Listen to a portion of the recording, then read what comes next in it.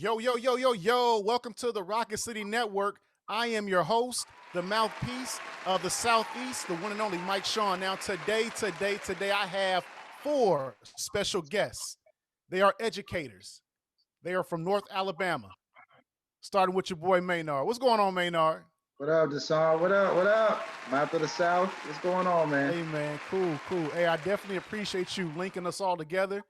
And I want to get a chance for you guys to share your Linked experiences. aspirations, baby. Yeah. Is there one now? How to do a little plug. Well, go ahead. Oh, hey, say it again.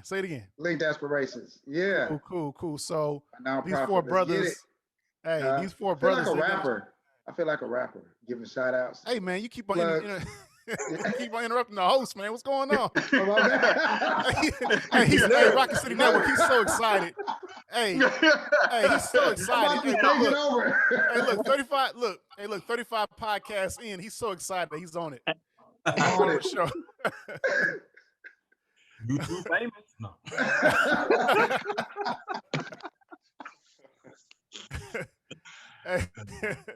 So Maynard, introduce yourself, and we'll go around the room. Appreciate it, man. Maynard James. I'm an educator. I'm a teacher, first and foremost. Been teaching approximately 12 years. Yeah, going on 13. Taught here in the States and overseas, different states while I've been in America, and had some amazing experiences. I forgot my second thing that I said. I think I said, why did I get into education? Or how long I've been teaching. Oh yeah, 12 years, I already said that. And then last but not least, why I got into education. My story, just to sum it up, started really in Upper Bound. I was never in Upper Bound, but I always wanted to be. I wish I was in Upper Bound. My sister was, my friends were, and I love what the program did for a lot of kids. But then I had the fortune of actually being an Upper Bound counselor. And when I had that experience, I don't know, something about the kids, and then I've been hearing about it. My dad was always kind of like, hey, you should look in education. When I was in undergrad, I did something with the Huntsville City Schools, the after school program, and I really loved it. A lot of people were saying, hey, you really need to think about education. It just kind of clicked for me, really with the Upper Bound experience, and then just people telling me how well I interacted with kids. And when I made that decision, I think I actually developed my passion at Athens State, where I got my undergrad from. And that's where some of those pieces start coming together. So, but that's it. Yep. So Upper Bound, you wanted those $40 checks, didn't you?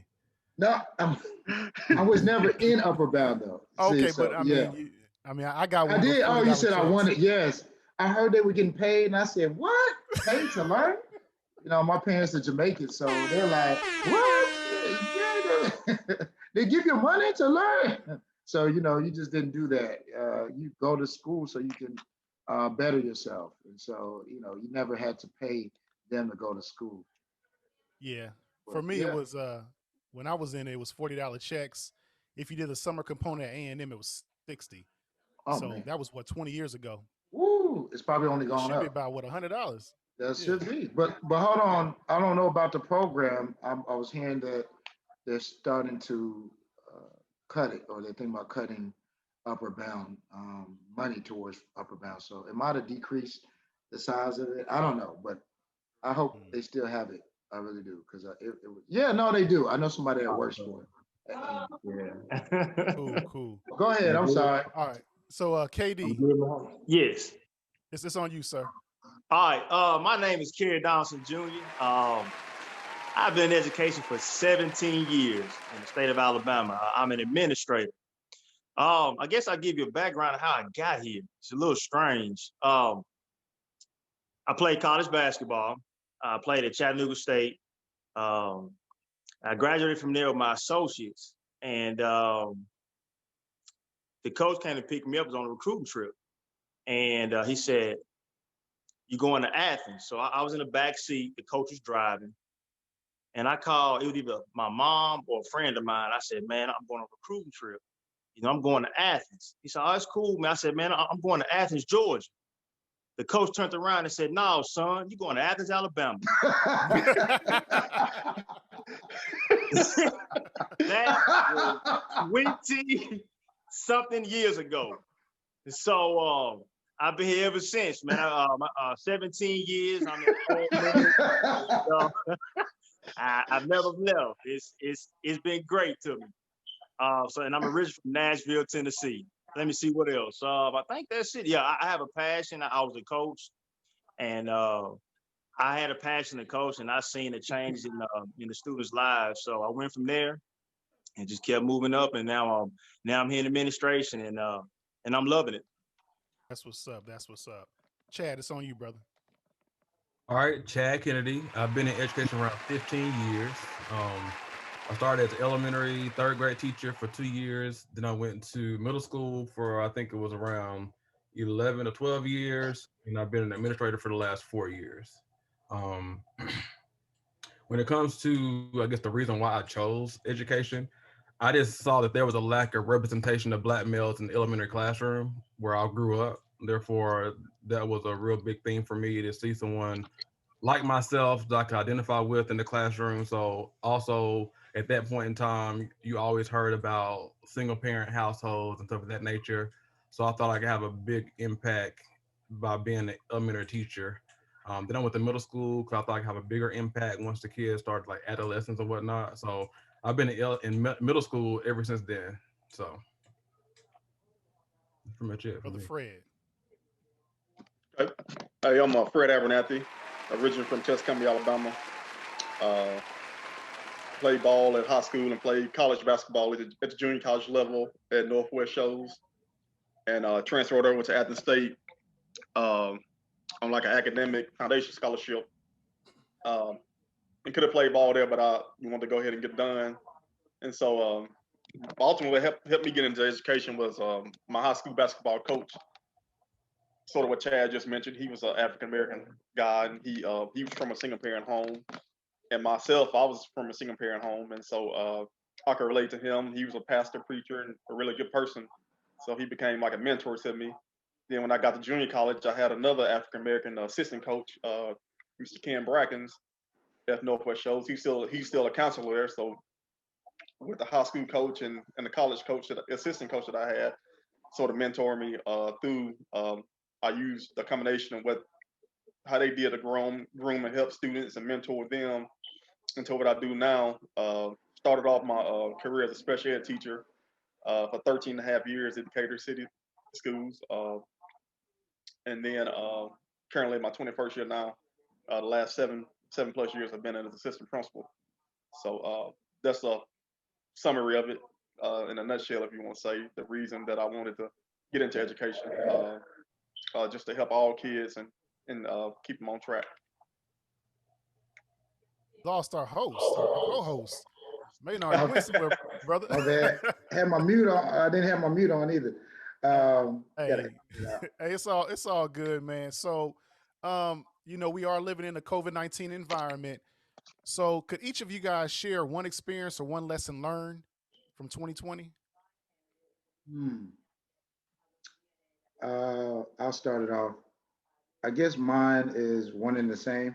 So I can't take one over or choose one over the other. I've learned and I've had like a dope experience this past school semester at the same time. So one of those experiences involved basically my students, having conversations with them, like build meaningful connections and relationships with them. And I'll give you an example. So we kind of do the same thing, an icebreaker or a question of the day, and that's kind of intentional. So it kind of opens them up to discussions in my classroom. And in those discussions, I experienced like opportunities to really connect with the kids. And then I've also learned things about myself as well. One of those is patience. Another one is what fair looks like, some of the words that we talk about all the time, what they really mean, keeping your word. So some of those same things that I've kind of learned in kids to kind of keep your word. If you're going to say you do something, then you do it. Hey, Mr. James, you promised me this. You follow through. And that's the same thing in my own personal life or friendships or um, personal relationships that I have. I'm still growing and working on a lot of those things, but like those kids kind of held me accountable with things that I said. So my actions, my words being backed up by my actions. And so I think, yeah, that's kind of like what I experienced in 2020. And those are some of the lessons that I learned with kids. So, yeah. Cool, cool, cool. KD. Something that really resonated with me, character is who you are when your back is against the wall. Mm, So of course, everybody knows during COVID-19, this is unprecedented time. We've never been in a situation like this. So um, I'm a relationship guy, and I enjoy building relationships.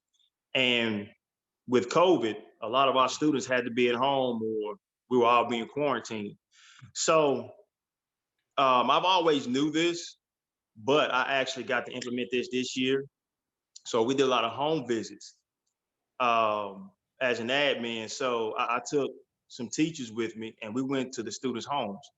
And you see, we have a bond with the five of us, so we can relate and talk to each other and find different ideas. Well, you got to realize these students went home unprepared, and then we started a new program, and it was difficult for them. It was difficult for us, but we had a group to lean on. But the students, there was nobody at home for them, and when we went home, their parents were there, but they struggled as well. So it was good for all of us to sit at the kitchen table and have a conversation. And those students were very appreciative. They're like, Dr. D, thank you. The parents were, they were like, thank you so much, because we just came here in COVID. Like, we transferred to this school in COVID. So um, it was good to see those students and my teachers, and to see their character, like, because it's difficult, because they have families too. And that's hard going to somebody's home, especially when during COVID. So we had to be extra protective of ourselves. So that's something that I've seen, resilience, and just people's character, and so far it's been pretty good. wow, wow. Chad. Well, mine not really educational based, but when it comes to like my 2020 experience, I think expect the unexpected and to be grateful because you never know how things would change for you despite whatever circumstance. I know at the end of January, I learned that my wife had breast cancer. Mm, So that kind of just simply changed my whole perspective on life when you are facing a situation where you don't know if how bad it's going to be. And then you think about your kids and how all of that will affect them. And then on top of that, then you have a pandemic come into play. So the lesson I've learned this year is to be patient, be grateful for what you have, and just thank God for the blessings that He bestows upon us. And although we're in a pandemic, He's not going to put more than we can bear, and just take things life seriously, and don't take anything for granted. So it's definitely made me grow up as a man, as a father, as a husband, as an educator as well, because that experience affected my job too. Because you see things in a completely different light when you're faced with a situation where you don't know the possibility of what's going to happen the next day for you. So 2020 has been definitely a struggle, but it's been many blessings that have been piped on top of that. So I can't hate 2020 because it brought my family closer together. And with the whole COVID situation, it provided us with time just to be together, to learn more about each other, to form a different kind of bond, a different kind of love for one another. So within this hell of a situation, it has been the biggest blessing for simply my household and whatnot. So I'm thankful for, although I'm not happy about the experience, I'm thankful for the experience of what all happened to us. And then we're looking forward to 2021 especially. But it's been a year of change for us. So I'm just thankful and grateful. man, that was powerful. Fred. Yeah, from my experience, 2020 is just putting life in perspective. Um, you know, just taking a moment by moment, really. That's all you can do.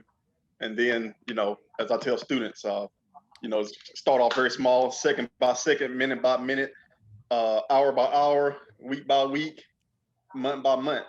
I mean, that's what you get down to, and just being a service and just trying to help and things like that. I mean, because I mean, same thing as everybody else said.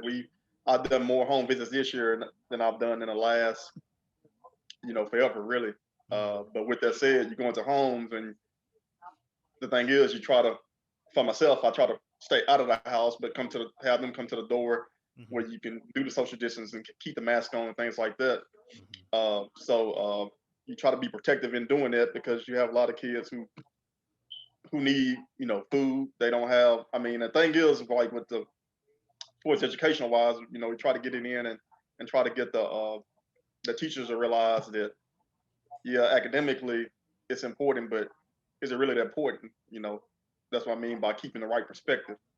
You know, it's right now it's all about survival and trying to live and trying to keep on moving forward as you know what you can until we get over this, which it could appear to be the next 6 months to next year. You know, we don't know that. You know, yeah, the vaccine is in, but I mean, even with the vaccine, you still have to have the mask on and practice the social distancing and things like that. So, as far as death, I mean, the numbers they're saying the rest of this month and then January and so forth, and they had a like over 500,000 by April 1st. So basically, what I'm getting at is, you know, we still got to practice the social distancing throughout that time frame, and hopefully things will get better and we get back to some normalcy. But the whole process for me is just, you know, perspective, what's important to you, what you value, and also trying to help others. That's ultimately what it gets down in a nutshell, you know, with this whole process. Definitely. And it seems like across the board, it's all about growth. Hold on, Everybody, hold on. You could tell Dr. Abernathy just got out of church, boy. He was hitting them Uh, to others. You hear him in there helping others? You hear that? I heard it. but now it seems like across the board, everybody experienced some kind of growth. You know, some growth yeah, that you really didn't think that you had, and yeah, and I think with COVID, we've all seen that a lot of self reflection. You know, not taking things for granted. And I think going yeah, into 2021, we're all going to take these skills that we learned from 2020 and we're going to apply them and be the best people that we can be. Sir.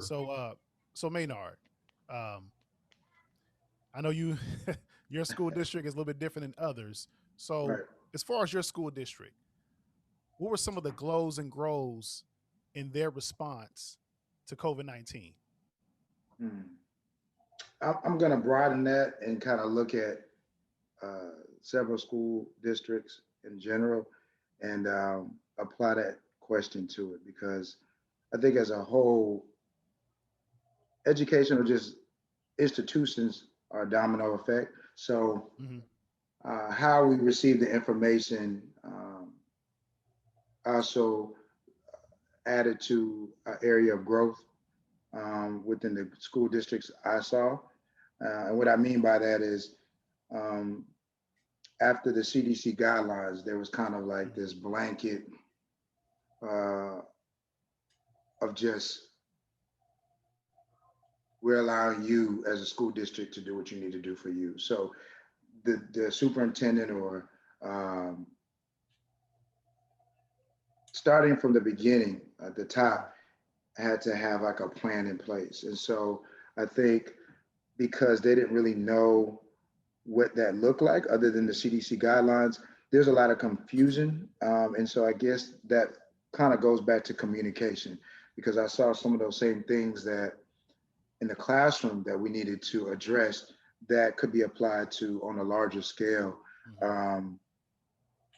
Leadership, you know, from the top. Parents wanted communication, accurate communication.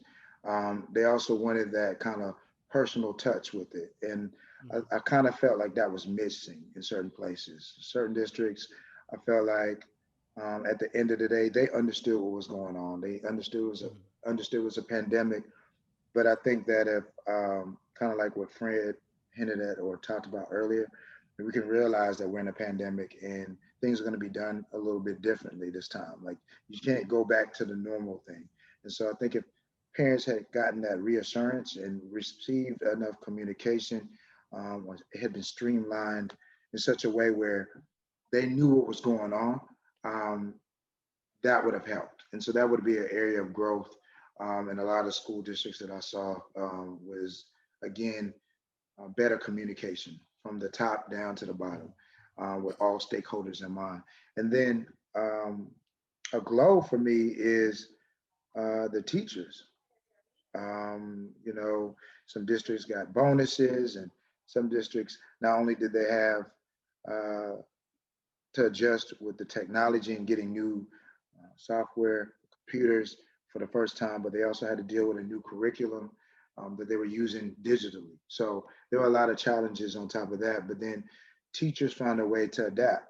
I mean, I'm looking in um, teachers I know that have been teaching for a long time. They're not used to technology and checking emails and them having to come up with like a welcome video and upload that. And so I saw teachers that stepped out of their comfort zone. And again, it just kind of showed me what I already knew, how teachers are resilient and how they adapt all the time. So Yeah. again, the glow I would say is the teachers' adaptability during this pandemic, and then a grow would be across the border communicating. That communication could have been better. Yeah, definitely. And we're going to open up the floor too. So it's going to be less structured from here Yeah, on out. I know yeah, me as a parent, I have a high schooler and I have an elementary school first grader. And what I saw was is that the teachers had to be professors and teachers, but they also had to be IT professionals as well. And I just felt that throughout the whole pandemic, I think that teachers should get more praise than what they were getting before. And I think parents realize that too, because a lot of parents early on, they were working from home.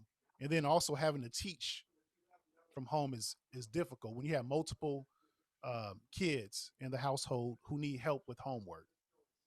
So I'm gonna ask this question to everybody. Did you guys see any kind of difficulties with that, or was it pretty much straightforward for all families? I think it definitely presented difficulty.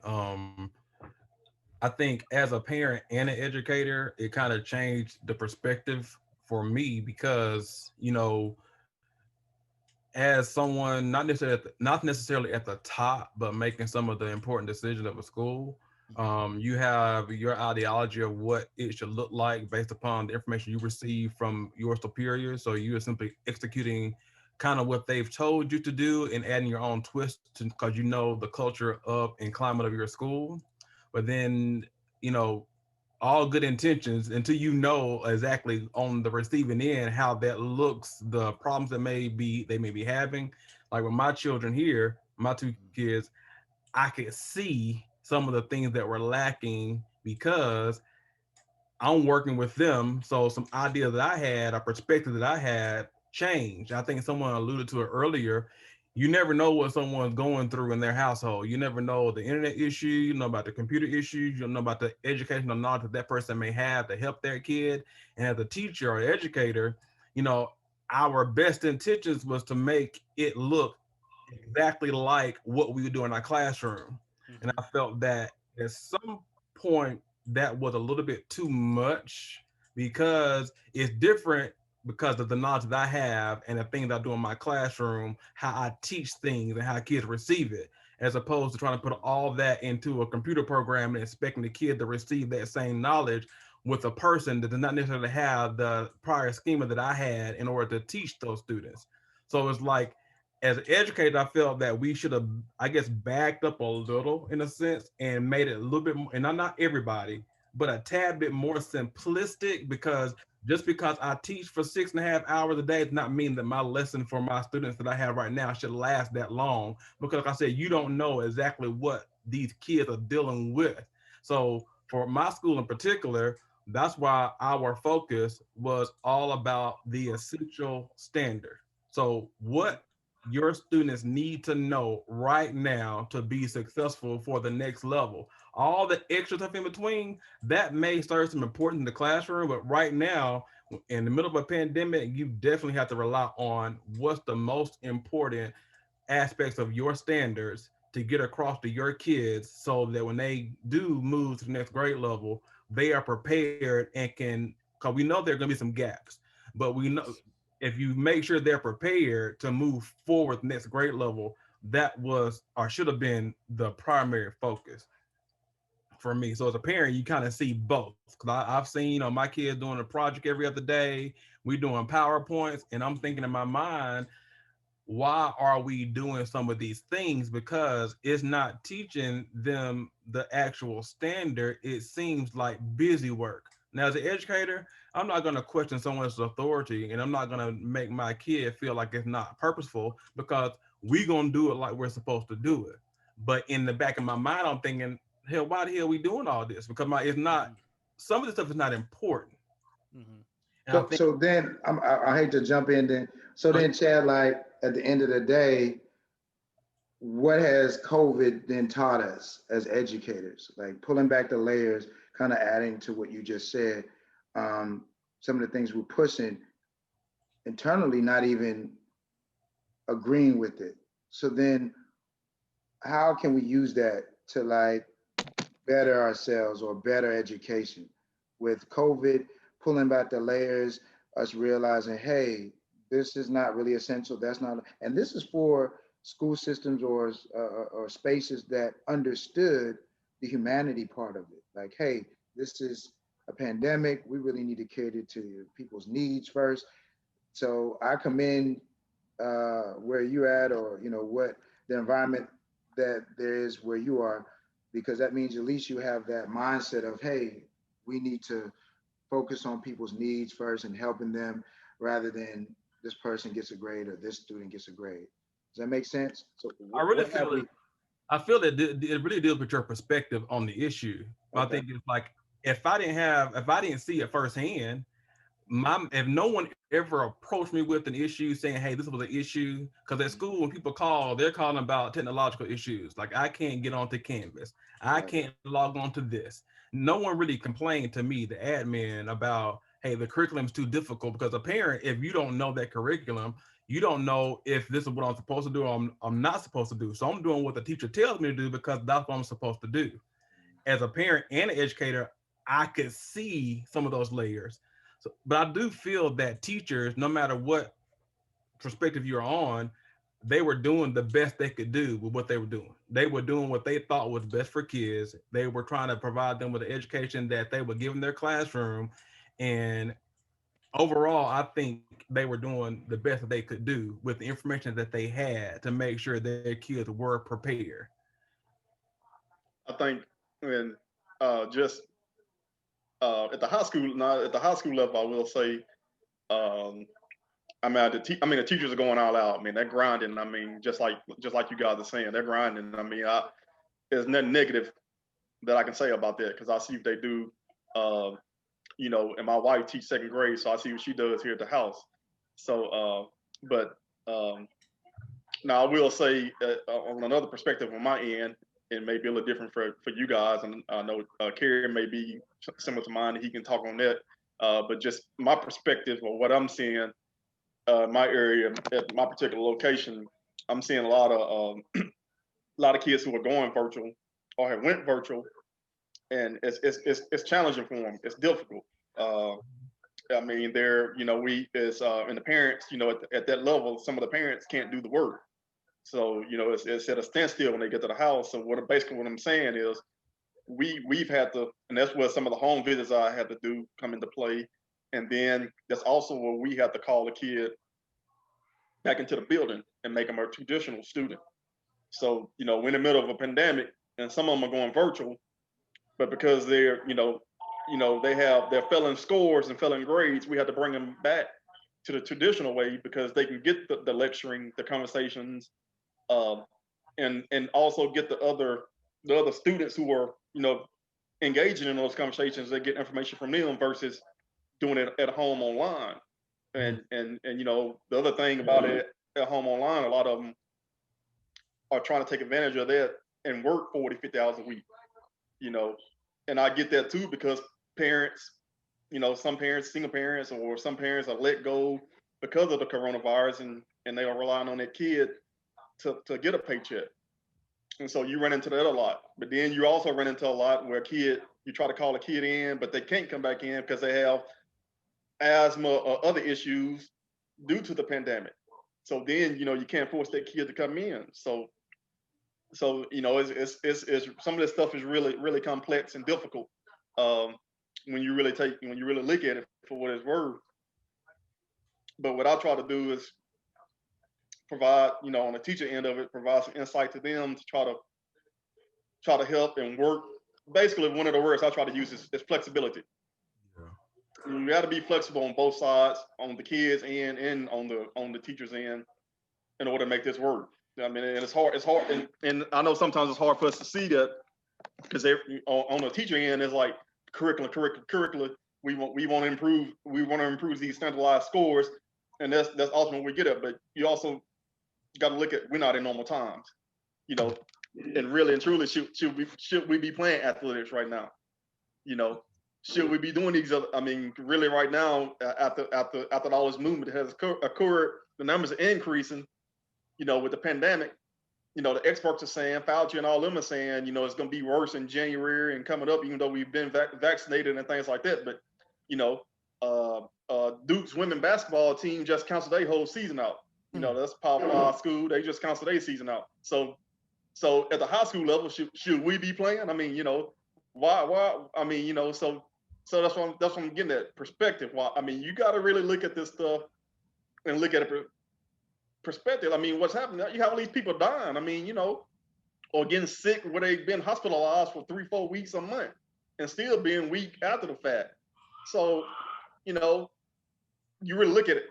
I'm not gonna say this is worse it's gonna get, but this is pretty bad. You know, this is pretty bad stuff we're dealing with. So that's what I mean by perspective. You know, are we getting to a point I mean, it's been so many deaths that it's almost like we become immune to it. Oh, another person died of corona. Oh, another one died.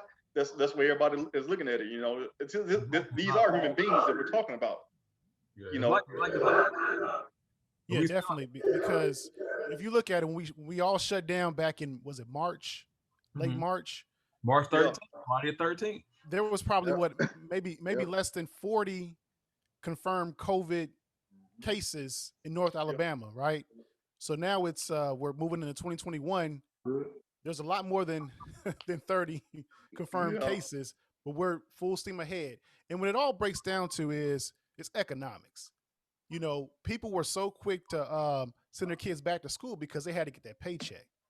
Exactly. You know, fortunately for me, you know, I work in an industry where I can remote work for however long I need to. And then some people, they don't have those kind of advantages. Not only that, I look at it as, and I've talked to Maynard about this too, economics. Some students, right? So my kids, I can afford to have a tutor come in 2-3 times a week to help with schoolwork, but some people just don't have those means. So those kids are going to get left behind further and further and further. What's you guys' take on that? When you say I'm left behind, I think part of the difficulty I know my teachers' frustrations is, and I know, like I tell them, you can't help it, is that you have that group of that population of students who are choosing to do remote learning that don't have the means and they don't have the support and they have a 0 as far as grades turned in or whatever, but they still are staying at home. And no matter what coaxing that we do to try to get them back into the building, it comes down to their choice. And so it's frustrating as an educator, because if we can't help you online, you're not responding like you're supposed to, you're sitting here failing, and we know that if you were here, we could definitely reach you, especially our special ed population. We could definitely reach you, and we could just lay eyes on you personally to help educate you. So it's I know for my teachers, it's very frustrating that population, and we have maybe like 100 some odd students that have chosen that route, that, and then maybe like 40 of those that are not doing well at all. So we haven't done like home visits because the county kind of frowns upon us doing that. But we do try to, as an admin, we try to, once we have that filling list, we try to call that parent, touch base with that parent. 'Cause I think it has more authority coming from the admin. Hey, your kid could potentially fail next year unless you this year unless you do something. So as far as like the last parent I spoke to, we made a plan. All right, you are behind 9 weeks on your history work. So what I expect when we come back to school in January, you should have X, Y, and Z done. So we looked at what the standards are, we looked at what is essential, and this is what you should have completed by this time. And I want you to work with this particular person to help you. And if you have any questions, you reach out to me and we can Zoom and I can provide you what I need to provide you with to help you be successful. But we can't just sit here. They can't just sit here and do nothing. Like I told the parent, you can't assume if you ask your. It's like the old question when we were kids. How was your school day? You got anything? It was great. Having homework? Nope. And we sit here got a zero because we ain't done our work. And if you don't check by any kid, if you don't check behind them to make sure that they have done what they're supposed to do, some kids are not going to point blank and tell you. So they're assuming that their kids are caught up with everything, but they're not checking behind them to see to make sure that that's happening. And this time more than ever, we have to have checks and balances, and everyone has to be on the same page of making sure these kids are getting what they need out of the education. You can't simply rely on your kid to tell you because, like my principal told my teachers, when you think about this pandemic in general, on March 13th, when we went home and we didn't come back until the next school year, it is like we have dropped off our K through 12 students at a dorm room and left them at their freshman year of college. And they are dealing with all these things on their own, getting their lessons, going to their Google Meets, doing their homework, submitting on Canvas, responding to emails when they necessarily didn't have the skill set in the first place. So we put all these kids in a college setting, and here you go, learn.